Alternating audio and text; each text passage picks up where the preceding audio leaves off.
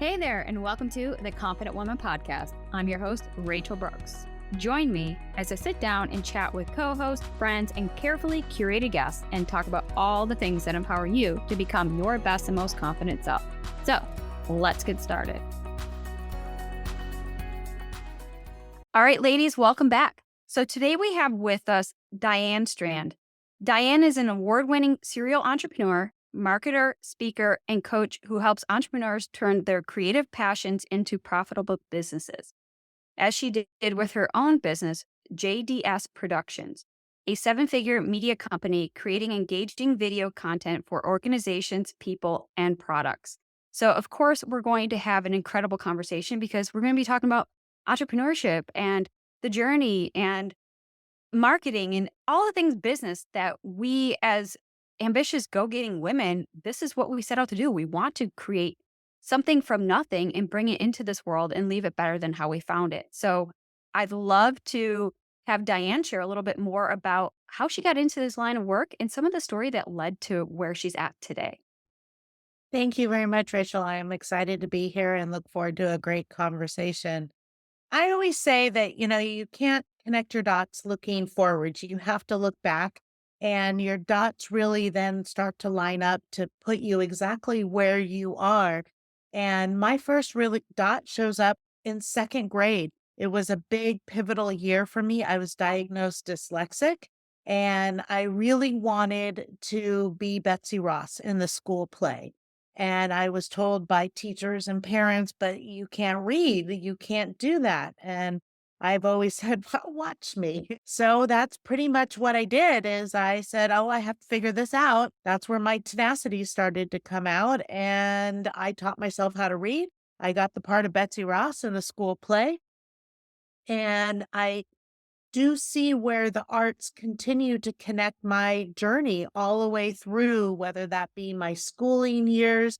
It kept me connected enough in school to keep my grades up and not ditch as much as my friends were at that time because I wanted to be in the school play. I wanted to have that be my focus. I struggled a lot in school. My parents moved a lot. I went from the Midwest all the way to California. I went through four different schools between third grade and my sophomore year in high school, moving across the country. The arts found a way for me to make friends, for me to fit in. It just has led me to so many different things. Even when I floundered out of high school, going back to college was because I wanted to be in a play. Then I got my AA degree. Then I moved up to LA and I really wanted to pursue acting at that time. And one of my entrepreneurial spirits started showing, and all my unemployed actors, I was going to start producing plays so we could all get on stage and invite producers and directors to come see us. And that's when I found, oh, I really like the producing and the directing and the writing. And I started moving more behind the scenes at that time. And I started writing more. And me, this little dyslexic, non reading girl, is now writing television shows and screenplays. And I got an offer to buy the screenplay, thinking that this was my big break and it was all going to happen, to be told that they're buying it so they could shelve it because they had something similar to it and they just wanted theirs to come out and not mine. So they paid me a lot of money to kind of let it sit on a shelf. But I thought, well, at least you'll bring me on as a producer. I can write different things. I can do things for you. And they're like, well, you don't have a bachelor's degree.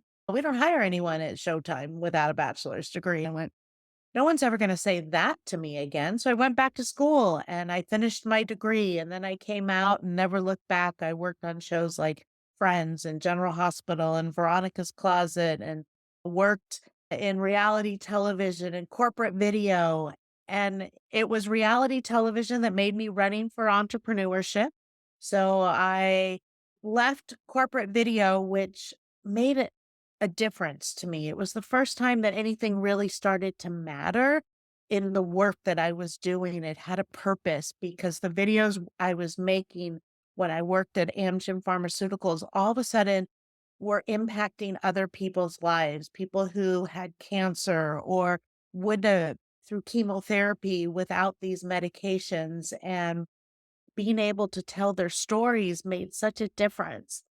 And so that made me really start to transform my thoughts and feelings about a career and passion and purpose. I did get lured away by the almighty dollar when reality television hit, but it also pivoted me into entrepreneurship. I'd come home late from missing dinner and bath time and bedtime for my 3-year-old son, third night in a row, and venting to my husband and having him say, "Well, what if we gave up our Hollywood dreams?" He was a professional actor, and we moved out of the area and we started our production company. And I think it took me a split second to go, yes.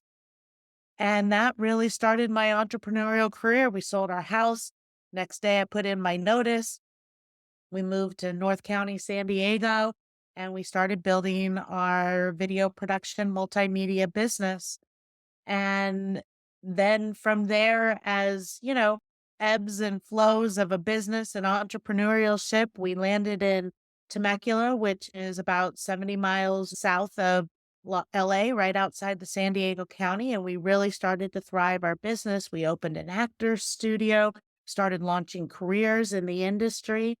And then all of a sudden, I met an individual who made a huge difference. It was a young man with special needs, and he loved audio, and he really just wanted to learn audio. And this young man was introduced to me by a chamber connection, which that is the key to entrepreneurial success, to be out in the community, meet people, say yes, show up to meetings.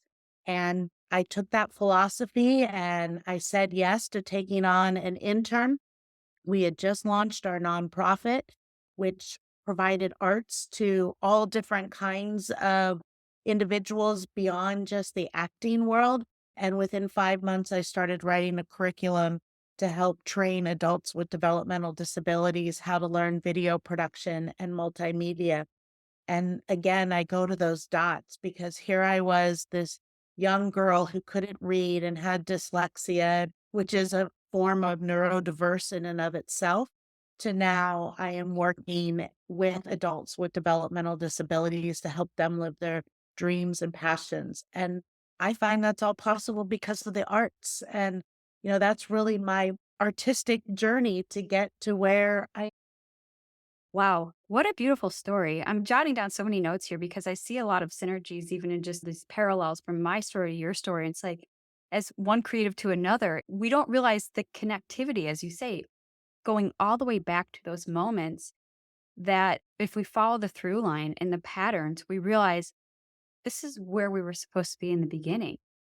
I ask our listeners, can we do that for ourselves? Take a moment to really reflect and how far can we connect those dots back and find our true selves and try find our true identity and not let those limitations feel that that is the end all be all, which would divert our path to something that wouldn't feel authentic to us. So I love that you're sharing all this stuff because I mean, from one neurodivergent to another, one creative to another, one entrepreneur to another, it just makes sense because we have just a different perspective also of how we take challenges on as almost a way to like, let me prove something. But that prove is that the drive that allows us that ability to prove to ourselves that we just are capable of creating. And the arts, obviously, from that perspective, without the arts and without the creativity, where would we be? And you've led that way and you paved that way. And you have shown time and time again, just through your stories, what can come out of that and the transgression of from working on top shows. We've all heard of Friends, we've all heard of General Hospital, but we never really know the individuals behind those shows, the directors, the writers, the producers. And that's the mind of what you have just given us. And it's so, I'm just enamored by this. I just want to thank you for sharing that. So obviously, as you're going through this story and the journey, and you encounter other obstacles and setbacks along the way. And now here you are as a producer of your own company, and you've taken that big risk, went all in with you and your husband so you could spend more time with your family and be present. So, what were some of the biggest breakthroughs that you would say at that time that really allowed you to see the payoff was worth the risk? Well, I always say you have to start before you're ready. And I did not know what the payoff would be. It was all risk. I'm a true believer in manifestation. So, I saw what I wanted it to look like at the end. What the end was at that time when it first started was not where I am today. It always ends up looking different, but every pivot and turn that I made was what led me right to here. If you would have asked me 10 years ago, I was an entrepreneur, but would I be doing what I am doing now? No, I hadn't even started the nonprofit yet. So I wouldn't even be able to know. But, there was that big dream. I can remember the day sitting in Disney Channel and down in the edit bays were some of my favorite places to be. I love post-production. And, at that time, this was 98 and everyone's sitting around. The lottery was just kind of coming into play at that time. And it was, what would you do if you won $1 million? And I'm like, I'd open my own production company. But here I am with my own production company, and I didn't need $1 million to make that happen. I put a lot of hard work into it. And yeah, there was some financial investment that needed to be made, but not anything more than I could do at that time. And I made it work. Were there moments that I thought I had to dust off my resume and see if I had to go back to work? Sure, but I didn't. And it all worked out. I found the way, and I go back to, there's a lot of times we're on a podcast, The Power of the Women, and, doing that I was the only woman in a lot of rooms in the entertainment industry, or there was 5 other male producers and me. I remember the day that I started to really find my voice, and it took another woman to really make that come out. I was working on a Barbara Streisand concert for HBO pay-per-view at the Shrine Auditorium, and here I was with 5 producers and me, and they were all guys, and she went around and she was asking us all a question, and she asked me first, "What would I do in this lighting situation?" And I gave her my answer, and she went down to about 2 other people, and then she came back and she goes, "No, I want the woman. She's the one who knows the answer. Let's bring her." And for the next 3 days, I was her streaming producer, and she helped me find my stronger voice to step out and be there, and so grateful for that. And I never looked back. Those are things that have totally changed me. And as I've had to be an entrepreneur and a woman, I now am involved in economic development and workforce development so I can share my voice and opinion, whether that's coming from my female woman perspective, my entrepreneurial perspective, my creative perspective, or even my inclusion. I am a huge proponent of diversity and inclusion, and whether we need to open up those doors and let more people in is exactly what business needs to be doing. If you're a creative looking to launch, I can help you do that. Or if you're a business, then you need more creative, and I can help you find that to leverage market and scale. Mm, yes, that's so needed. I feel like I'm speaking to pages out of my notebook. You're reciting them. Sometimes as a creative, you wonder if you have what it takes because you feel like you're swimming upstream, especially being neurodivergent. It makes things harder. It feels like it's a challenge. For what comes easy for other people, it takes us longer to grasp. So sometimes those challenges could really feel like they're setbacks, but it allows us to really grow and step into, our confident versions of ourselves in a way that feels unique and authentic to us. So I love that you're creating that. And so, creating inclusive workforce, marginalizing the groups and special needs adults to help give them the abilities and empowering them to go after those dreams and start pursuing something that is called onto their heart. So I thank you for that.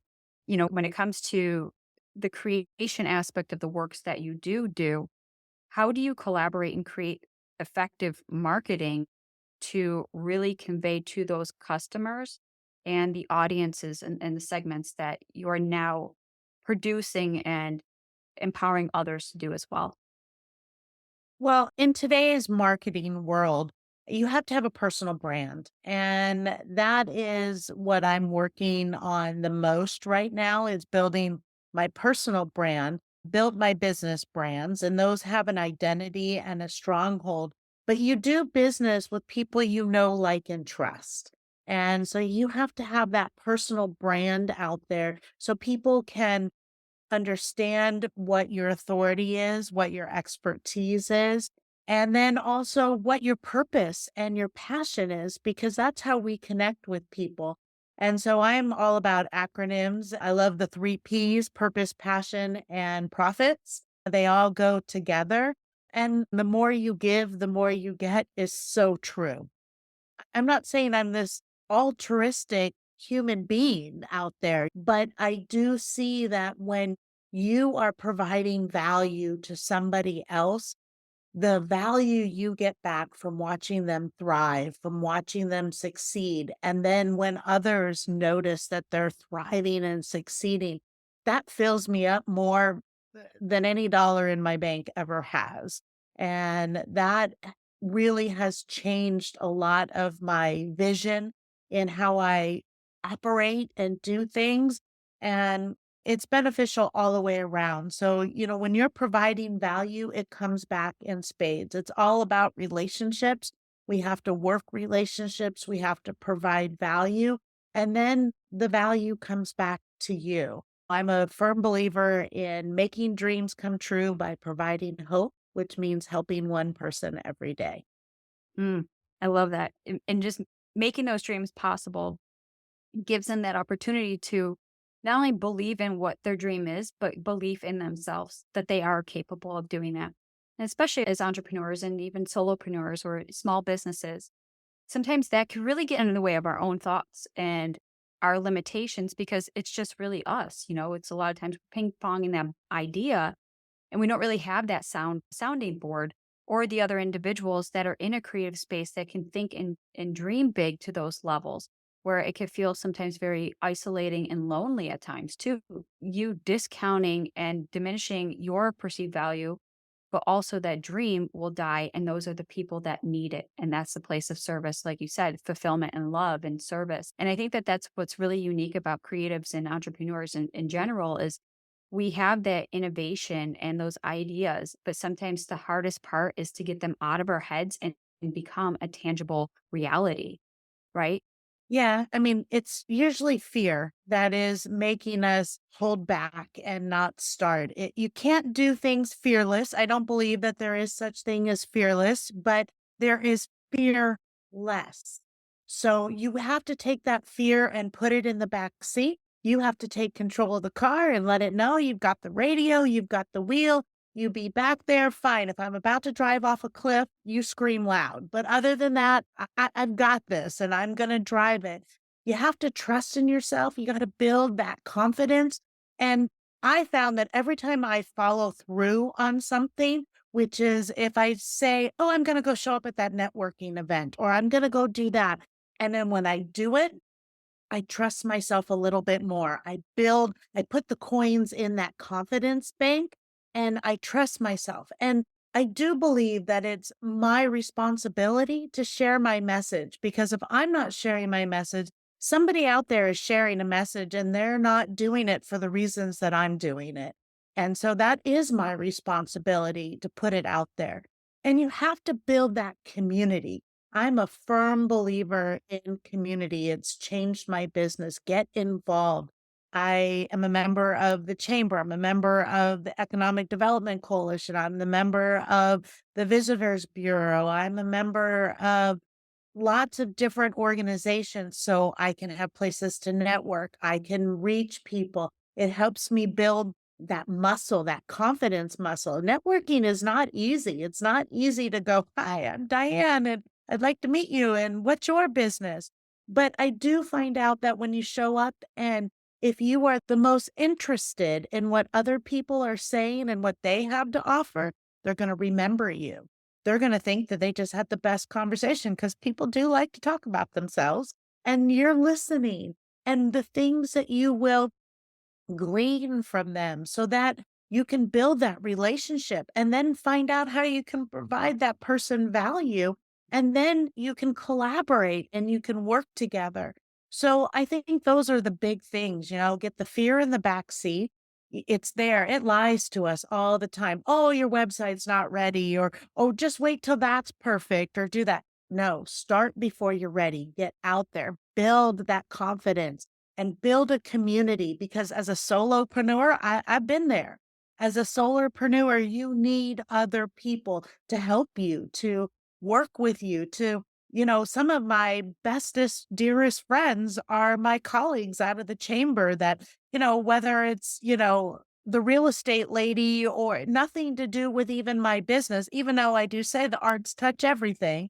But, all the different people, those are some of my bestest friends now, 10, 15 years later. So you have to get out. You have to build that community. You have to work in your space so that you can get those authenticity moments to be able to share with somebody else and then start taking it out to the rest of the world. Yes, yes, I couldn't agree more. And I think just from my own perspective here, sometimes, like I said, as a neurodivergent, we kind of do things a little bit ass backwards sometimes until we realize, wait, hold on, that the cart doesn't go before the horse. But these are the lessons that we learned, recognizing in hindsight, as our best teacher, we realized the importance of being in proxy of not just the immediate people very much like you, but the people that you want to bring into your circle, and ways that you can serve their communities as well. So it comes both ways. And I love that, you're so actively involved in so many different organizations. And like you said, you went in there with the intention for yourself, but now coming out years later, these have been lifelong friends and people that you are willing to build that know, like, and trustability, where if they ever needed something on your end and vice versa, you have each other. That's the importance of community building, finding those like minded individuals. Or it could be somebody who is a go getter, who is looking to make a difference, make that impact, expand their reach and their community. So that right there, you have common interest. So you start to find like attracts like, and you start building your own subset community within the larger community. I love that you're sharing that, which kind of leads to my other question. How do you lead as a woman in business to help lift up other women? Because sometimes I know that women to women relationships, especially with business, could feel a little bit, it's a stretch at first, right? It could feel a little bit harder, where it's different for males. It's just easier for them to connect, easier for them to start doing business. But with women, what are some of the things that you learned about women in business building that relationship in your community?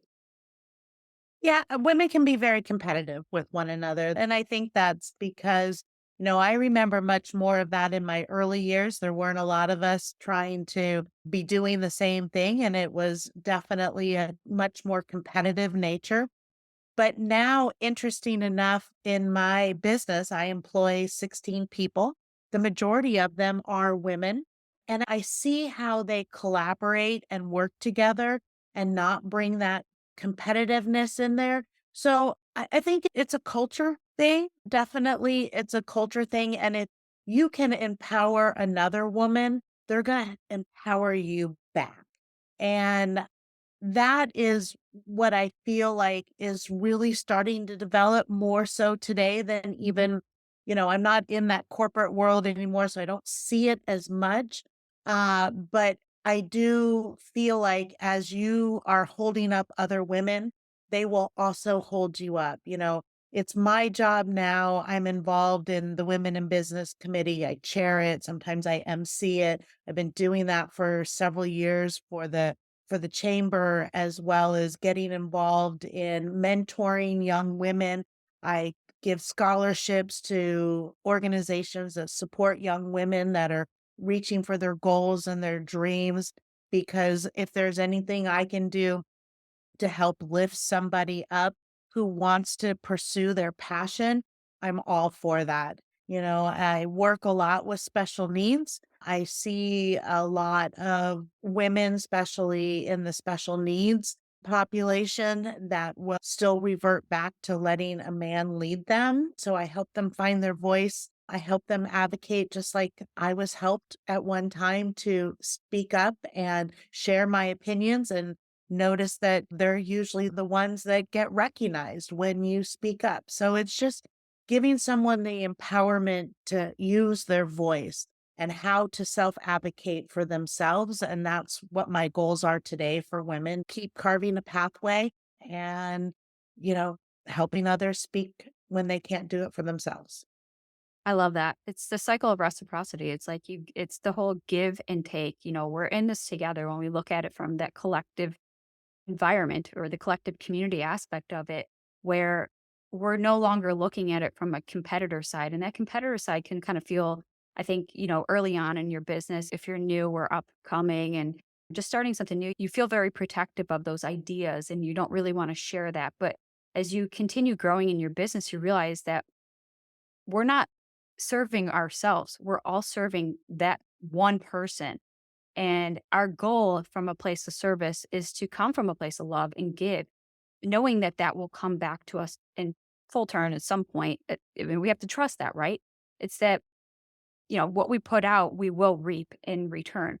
So I love that you talk about collaboration over competition because I know personally I've seen this a lot in my space and I realized that there was areas and I felt like those aren't the areas that I belong because I'm open. I've shared my visions, my ideas with everybody. And I'm like, I don't look at it as the protection aspect of because I know that somewhere along the line, somebody's going to say yes.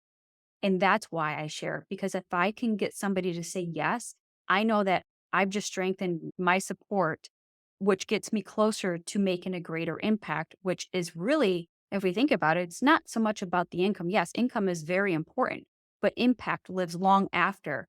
And that's the legacy. That's what we're actually trying to build. Because if we're in a place of entrepreneurship, isn't the whole goal to solve a problem and leave this world better than how we found it?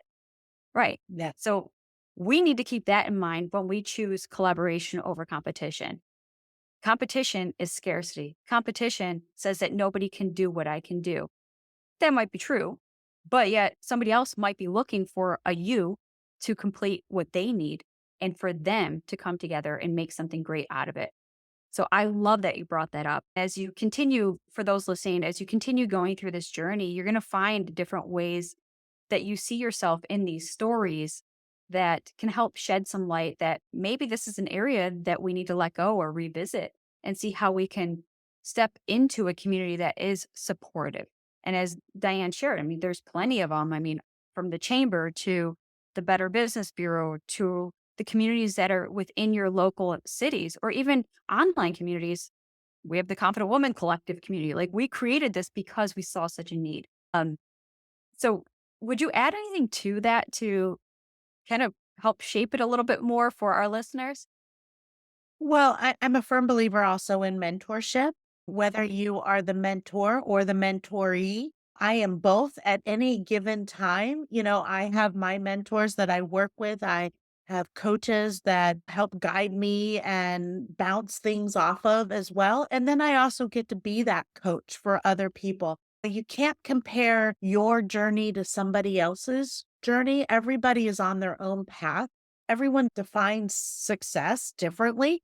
What is success to me might not be success to somebody else. And we're all in different spaces. I'm 21 years into being an entrepreneur. There's somebody out there listening who just decided to start this at the beginning of this year. So you're not going to be in the same place that I am. So that's okay too. That's where you can't get into that competition aspect because we all look at things differently. We all provide different things. So just have faith in what your message is and what you are bringing forth. And as that fear is talking to us, someone is really saying to us, oh no, you're awesome. You're great. Listen to that voice, right? Because they wouldn't be saying it if it wasn't true. And so you have to put the fear in the back seat so you can run forward. You can take those steps. You can step outside that comfort zone. That's where the magic happens. It's not in that safe space. And the safe space keeps changing for us. What was uncomfortable for me even a month ago is more comfortable for me today as we start working that muscle and you start doing that. And I just want to remind people that discomfort is temporary, growth is permanent. So when you work through it and you get to the other side of whatever is going on, you're only in competition with yourself. And if you can look at the competition is your goal is just to do better than you did yesterday, to do more or do different, that's your competition. Your competition is you. Stop looking outside for all the gratifications and all the things. You got to build it from inside. And it does start with gratitude. You have to really come back to that. And some days I'm grateful. I got a pen. I can write something down and I have to like start scribbling, to even get it out. Like, oh, today I got up and I took a shower. Let's start with the basic things. And as I start writing and I start going there, all of a sudden my head that was bringing me down and thinking about all the other things, because you can't be grateful and sad at the same time. The minute I'm like grateful for my pen, whatever it was, it starts moving. Well, guess what? I got a piece of paper now. Okay, now I can sit down and write, today sucks. Well, why does today suck? Well, this happens and that happens. The next thing I know, but I got to do this and this happened. And I changed somebody's life. When you put your head on the pillow, you're going to end up there at the end of the day. And if you're okay, then everything is okay. I love that. I love that you brought up gratitude because seriously, that's like one of the biggest game changers in my life. You have to cultivate an attitude of gratitude and it changes everything. As you said, it's what we're focusing on. And no matter where you are in life, whether, again, we're using these examples from the business perspective, but it's in life in general because life is going to give you troubles. It's always going to have problems. You can never predict that a paved, perfect, smooth way. It doesn't exist. When those things arise, we have gratitude to thank for those opportunities because through our challenges, through the obstacles, through every bad situation, there's always something good to come of it if we choose to see that. And gratitude helps shift that entire perspective so we can always find the good in a bad situation, the silver lining, the lesson, the blessings, whatever that is. But if we only focus on the problem, that is all we'll ever see. But if we focus on what came from that problem, we now start seeking differently. And it changes the way we view life and the perspective because it also now sparks this curiosity. And the curiosity is part of the creativity. With creativity comes inspiration. So when we've tweaked our thought processes to seek out, we're now curious. And it goes back to what Diane even said with community and putting yourself out there in networking. Be interested in them, be a curious wonderment, like, wow, I wonder if, and that will start you looking for those solutions instead of focusing on problems. So I love that you brought that up. I mean, gratitude, it isn't just a fun practice that you see on social media with a cute little journal and a pen. It's a life, it's a practice, it's something that you carry with you throughout everything that you do. So thank you for touching on that as well, because you can't tell I'm a little bit passionate about gratitude. It's a big part. I mean, some days are not the greatest of days, and you have to go back to basics to just lift yourself up. Turn on a good song, dance a little, get grateful that the music's playing and you can dance. And then sometimes it's okay to scream in your pillow and cry too, and then get grateful. Mm-hmm. Yeah, you have to release those emotions. It's all part of life. Nothing is ever perfect for me. I wrote a book called Chasing Perfection. The story doesn't end well. It doesn't exist. So that's the reality of it. And I think that sometimes we go into life with these expectations because we've seen other people do it and we think, wow. And that's really what this podcast is about, is to help kind of break those barriers and talk about the struggles and the journey and the things along the way, because no two journeys are alike, but they're similar. And we hope that, with our guests and with these beautiful stories that Diane has even shared, is like you see hope, inspiration, and encouragement to keep going and pursuing what is on your heart and something that only you can bring into this world and make a difference about. So I want to change the topic here for just a moment. As a creative and you're going through business, what advice would you give for a creative to turn that passion into a profitable business? Because sometimes, again, that idea lives in our head. How do we get it out? How do we build a business, but yet make the profits, the passion, and follow the purpose in pursuit of making that difference in this world. Well, you have it's one foot in front of the other.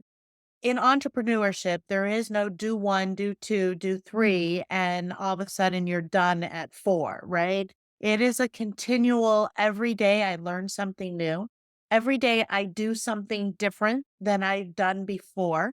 Even when I'm doing things that I may have done before, I bring a new spin to it. It involves somebody different. My teams change, all the different things that go into it. So be flexible. You don't have to know all the steps. There is no perfect step one, step two, step three. Just the next step and take the next step. Don't question the next step. Get into it, do it. And if it's not the right step, that's okay too. You can pivot and go do something else. Whether it's a whole different shift or you just need to fork a little right or fork a little left. Community is a way to build your business. You cannot do it from behind your desk. You have to connect with community, whether that's an online community, that's an in person community. You have to get out there. You have to share your message. You have to build that personal brand. We all have when I started, social media wasn't there. It was knock, knock, knock on your door and hello, this is who I am. Today, we can post something, but you can't just post it once. You have to post it 10 times because if you're not posting it 10 times, your feed is not seeing it. Remember, those that like you and love you, they don't care that you posted it 10 times so you can see that one extra person. So it's really okay. And if you are the one who's worried, am I bragging? Am I this? Then don't worry. You're not the bragger. The people who are the braggers are the ones who aren't worried about it. So you need to keep putting yourself out there because remember, it is fear that is telling you, oh, your website's not ready. You don't have your portfolio. Oh, you don't have all the things you need to go on that podcast. They're asking you for a picture and a resume and a bio. So put those things together, but don't let that stop you from applying to be on that podcast or that TV show or getting that media appearance, putting yourself out there on social media. You have to do it again and again and again. And there is no do it once and you're done. That just doesn't happen. You have to keep going and you have to pick yourself up. You got to dust yourself off and you have to do it again. That really is the answer to business is you can't give up. You just have to keep going. You can pivot, you can change, you can come up with new ideas, but just take that next step. Because once you take that step, the next step opens itself up. The opportunities start to reveal themselves. See something out there that you're reaching for, and then just take a step. Don't let something hold you back. Because the minute you are holding back, that's fear that's holding you back. Because I can tell you, my website is out of date every other day, every fit day, because something happened and something changed, or I get a phone call and I'm like, oh, sorry, that's not working. I'll get somebody right on that. But it didn't stop them because if they really wanted to come take my acting class or come be in on my TV show or do whatever it is, they're going to call me back. Have faith in humanity. Yes. Oh my gosh, such wise words. And you're so right. There is no one size fits all. There's no blueprint. Just like there's no blueprint for life, there's no blueprint for business. And especially as a creative, nothing had been done the way that you're creating. You might have people that you can model who have done similar, but they have taken a whole different direction. So that's really, again, going back to the community. You start building your community of people who have done what you aspire to do, people who could help get you there. But indirectly, how could you be of service to them to help them get to where they're at? So again, that collaboration. So I love It that. works. Yeah. Well, Please. there's that saying, you can lead a horse to water, but you can't make him drink, Right. and that's what I do. I launch creative careers. There is no guarantee. I tell everyone who walks in my door, there is no guarantee. I'm not guaranteeing you're going to be famous or a household name, but I can promise you can work in this industry. It's a real viable career path. There are steps that you can take. If you want to open a creative academy like me, I can tell you 5 steps to take and coach you through them. That's the legalese and all the stuff, so that becomes easier. But at the same time, if you don't get out and you don't meet your community, I can't do that for you. You have to go out and do that yourself, other than being your cheerleader behind you. So that's where you have to take the action. It's all on you to take that step and to really put the fear in the background and get uncomfortable, but get comfortable being uncomfortable. Well said. To further that, how do we get started or how to turn that creative passion into a profitable business? How would you recommend or suggest to successfully leverage money and marketing as an entrepreneur, especially for those who are startups or have come to a place where they're ready to now scale? So they've already built their business, they're at the growth stage, and what's the next step? How can you shed some light onto those topics as well? Well, that's where relationships really come into play, and you have to be able to provide that value to have that relationship build to be able to get some repers. So get to know your banker, get to build those relationships so that when you need to go ask for capital or money to make things happen, people again, they know you, they like you, they trust you, they see you in the community, they know you are working. They're going to want to invest in you. That is a great way for you to be able to scale and get things done. I mean, you have to take the risk. You got to go get the loan. Those are the things that you have to be able to do so you can manage the cash flow. I always tell people don't worry about the money. The money comes and goes. You're looking to build the wealth. Build the wealth, not worry about what's in your bank account today because that comes and goes. So spend the money, invest in yourself, invest in other things, invest in mentors and coaches so they can help you as you start to hit different brick walls that pop up. I've talked to 5 banks, they've all said no.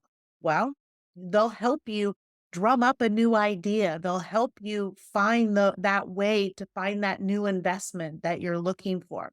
And then I come back to that personal brand. You really have to build that personal brand online so people can start to see your growth and what's happening. That's how we start to then, with our personal brand, bring in people that don't know us and want to start to reach out because they trust us. They see that we've been on maybe a podcast or we've been written up in a magazine or ABC or NBC has had them on TV, create credibility. You have to present yourself as an expert. Don't be an expert at everything.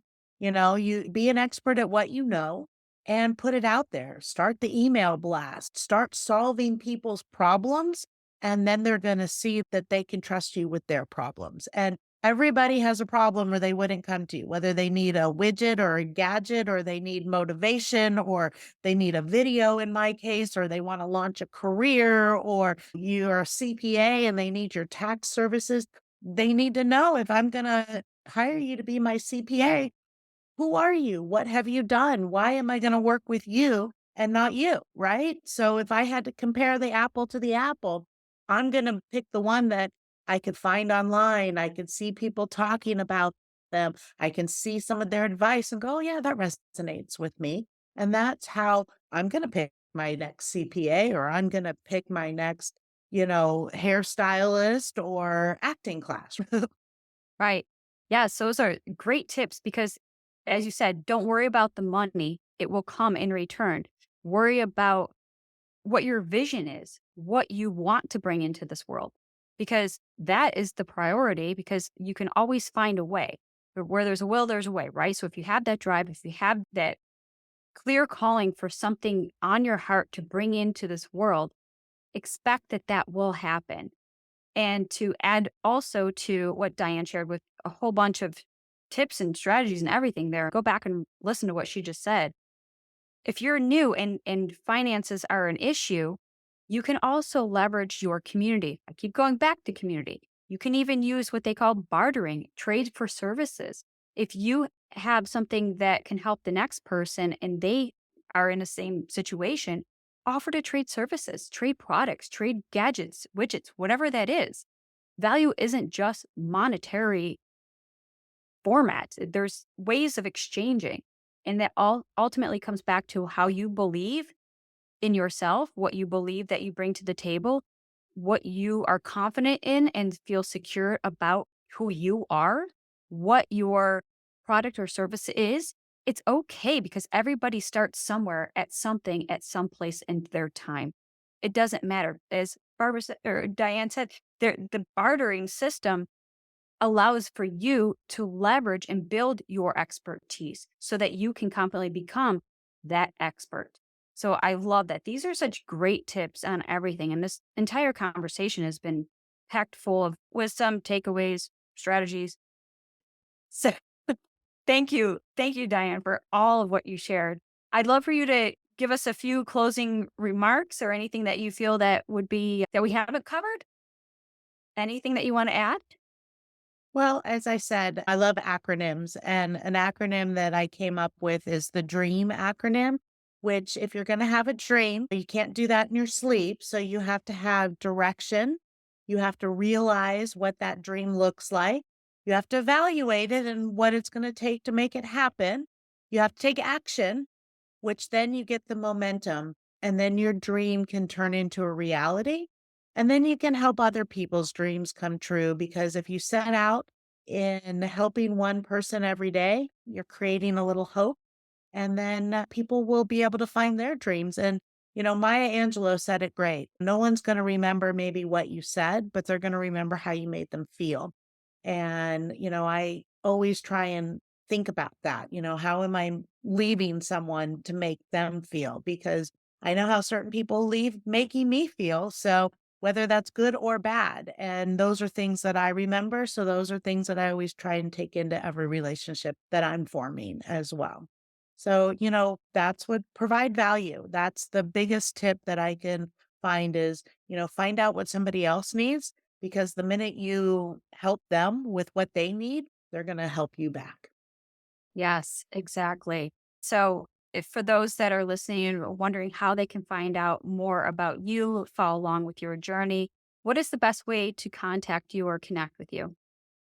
Well, I'm across almost every social media platform, whether that's at Diane Strand or you can go to hashtag JDS Family. My businesses all are JDS Video and Media Production, JDS Actor Studio, and the nonprofit JDS Creative Academy. So you can search those up. Definitely say hi. I love to collaborate and talk with new people. And we have a free Q&A session always the last Tuesday of the month that anyone can join to become a part of our community if you're interested, or you can go to creativemastersclass.com. Awesome. Well, thank you. And of course, all that will be in the show notes below. So be sure to follow. And if this episode resonates with you, be sure to reach out to Diane and let her know. As creatives, we put content out. We never know whose ears or lives have been impacted. And that's really the greatest message in the fulfillment the creator can receive is to know that we are making a difference in the lives and hearts of others. So thank you for being here, Diane. And thank you for listening. Thank you. Hey there. Thank you so much for joining me on today's episode of the Confident Woman Podcast. If you enjoyed today's episode as much as I did, please be sure to like, subscribe, and leave us a review. Thanks again for listening.